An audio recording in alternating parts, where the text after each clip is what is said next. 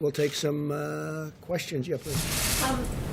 During the pandemic, the QAnon movement appears to be gaining a lot of followers. Can you talk about what you think about that and what you have to say to people who are following this movement right now? Well, I don't know much about the movement other than I understand they like me very much, which I appreciate. But I don't know much about the movement.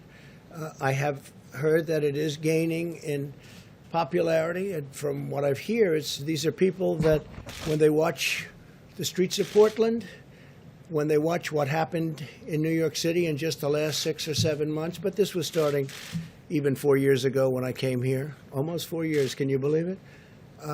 These are people that don't like seeing what's going on in places like Portland and places like Chicago and New York and other cities and states.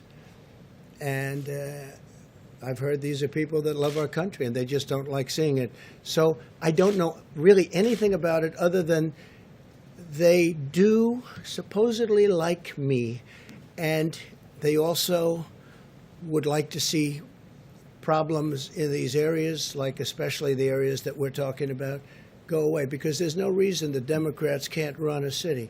And if they can't, we will send in all of the federal, whether it's troops or law enforcement, whatever they'd like, we'll send them in, we'll straighten out their problem in 24 hours or less, okay? Well, just real quick, at the crux of the theory is this belief that you are secretly saving the world from this satanic cult of pedophiles and cannibals. Does that sound like something you are behind? Or well, I haven't heard that, but is that supposed to be a bad thing or a good thing? I mean, you know, if I can help save the world from problems, I'm willing to do it. I'm willing to put myself out there. And we are, actually. We're saving the world from a radical left philosophy that will destroy this country. And when this country is gone, the rest of the world would follow. The rest of the world would follow. That's the importance of this country. And when you look at some of the things that these people are saying with defund the police and no borders, open borders, everybody just pour right into our country.